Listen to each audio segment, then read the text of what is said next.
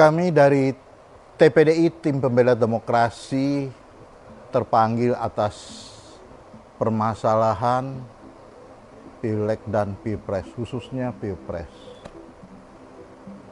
Kami melihat perkembangan daripada Pilpres ini sejak awal. Dan kami terpanggil khususnya karena berkaitan dengan putusan 90 MK. Terlihat di sini ada hubungan kekeluargaan antara Anwar Usman dengan Gibran dengan Jokowi. Kami melihat ini merupakan suatu putusan yang sangat memalukan. Sungguh sangat memalukan. Di mana putusan itu terkait atau ada hubungan kekeluargaan antara Jokowi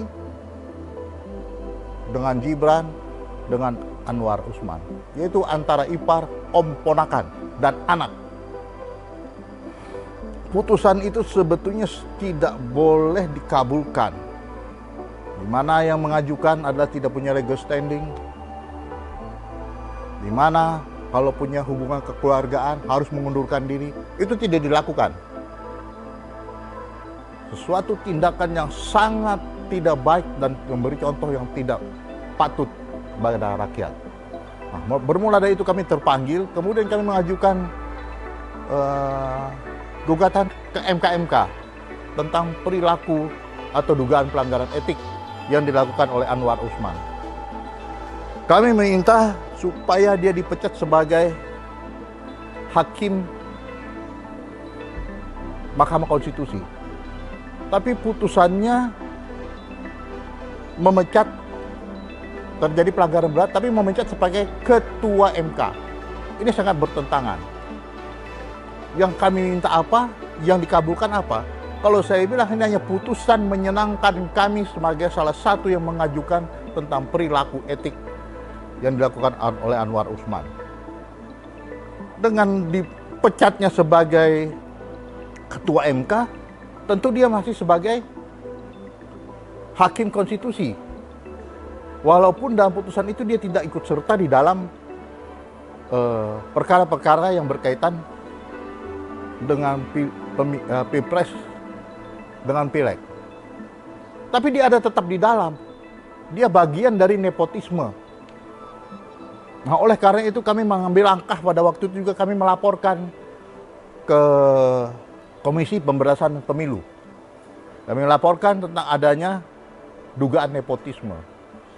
Kami sudah laporkan, bahkan kami dapat teguran dari KSP, punya bukti atau tidak, jangan sembarang ngomong. Kami tidak menjawab. Tentunya kami sebagai lawyer dari TPDI tentu punya bukti, tidak asal ngomong. Kami bukan pengacara yang asbun. Kami terpanggil dalam permasalahan ini sejak tahun 1996. Sejak peristiwa Kuda Tuli, yang menurut kami disitulah mulai terjadi pergerakan reformasi dan demokrasi perlawanan terhadap Orde Baru. Nah, kembali kepada permasalahan lagi yang sekarang sangat menjadi ramai di publik. Karena itu kami mengambil langkah-langkah hukum. Kami sudah menggugat juga ke Petun. Kami juga sudah laporkan ke Ombudsman dan lain-lain. Tapi belum mendapat hasil yang baik sesuai dengan harapan, tapi kami tidak akan mundur. Nah, sekarang yang menjadi permasalahan, kami juga sudah melaporkan adanya Sirekap, merupakan suatu tindakan kejahatan dan diduga kejahatan. Kami melaporkan kepada Mabes Polri dan kami ditolak.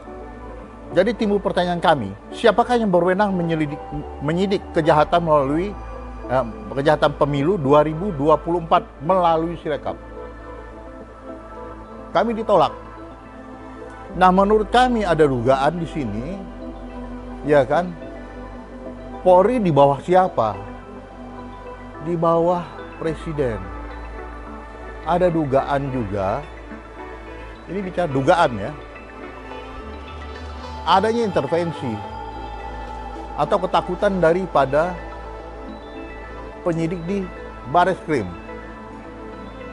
Nah, kami sudah menyampaikan pasal-pasal yang berkaitan dengan Sirekap ini, yaitu menurut ketentuan pasal 42 dan 43 Undang-Undang Nomor 11 Tahun 2008 tentang ITE, maka Polri dan penyidik ASN pada Kementerian Kominfo yang berwenang menyidik kejahatan Sirekap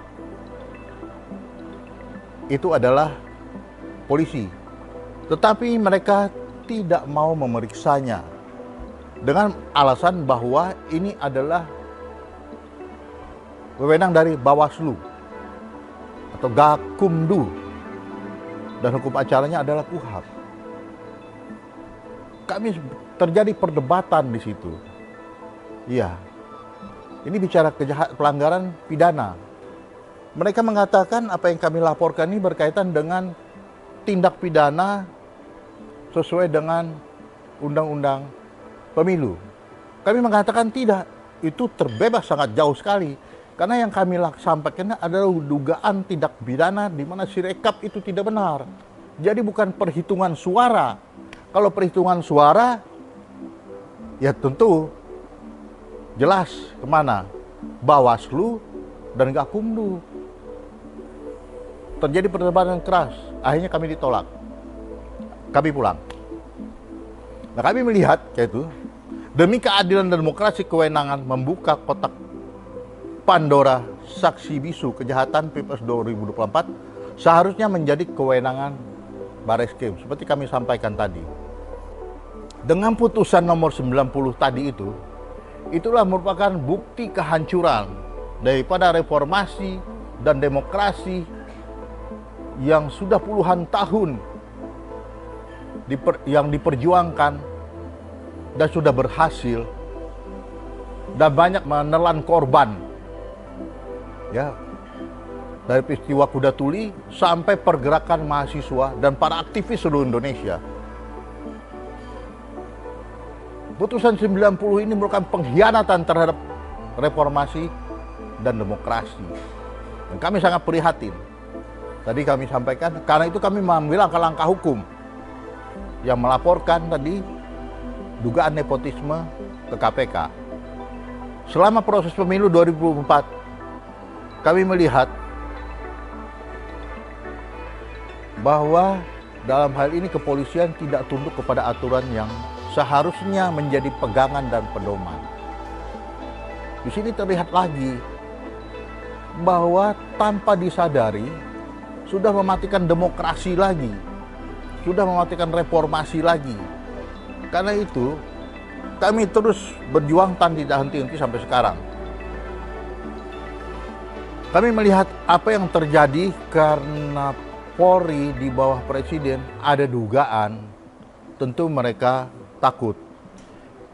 Ini terlihat harusnya ada tindakan tegas dan memisahkan oleh yang Jokowi mengatakan jalan jika ada terjadi peristiwa-peristiwa yang berhubungan dengan pelanggaran dari institusi yang terkait, dalam hal ini KPU, jika melanggar ketentuan yang tidak sesuai dengan Undang-Undang Pemilu. Tapi ini dibiarkan. Terlihat di sini tidak ada etika. Kita lihat aspek etika berbangsa dan bernegara menurut TAP MPR nomor 6/MPR 2001 tentang etika kehidupan berbangsa. Sangat tidak dihormati. Padahal seharusnya disadari bahwa aplikasi Sirekap KPU merupakan instrumen teknologi informasi yang secara langsung menyentuh azas pemilu. Karena fakta fungsi Sirekap ternyata tidak sejalan atau bertentangan dengan pasal 22E Undang-Undang Dasar 1945, yaitu Ajas, Luber, dan Jurdil. Dan pasal 28F Undang-Undang Dasar 1945, yaitu hak setiap warga negara untuk berkomunikasi dan memperoleh informasi untuk mengembangkan pribadi dalam dan lingkungan sosial dan seterusnya. Sementara pada sisi yang lain, terdapat banyak fakta pelanggaran pemilu dan kejahatan pemilu yang telah mempengaruhi proses dan hasil proses Pilpres tahun 2024. Semata-mata kesalahan, kelalaian, dan kesengajaan oleh penyelenggara pemilu yaitu KPU, termasuk melalui instrumen aplikasi Sirekap KPU. Maka berdasarkan pasal 410 ayat 3 Undang-Undang Nomor 7 Tahun 2017 tentang pemilu, maka tidak ada alasan Bareskrim untuk tidak menindaklanjuti berbagai kejahatan terkait Sirekap, dan juga tidak ada alasan bagi MK untuk tidak mendiskualifikasikan paslon 02 dalam putusan sengketa Pilpres 2024 dengan perintah agar KPU melakukan pemilu ulang tanpa keikutsertaan paslon 02. Cukup sampai sekian, masih banyak yang akan diungkapkan.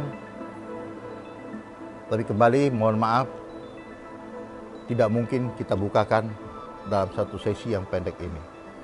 Terima kasih. Merdeka! Merdeka! Merdeka!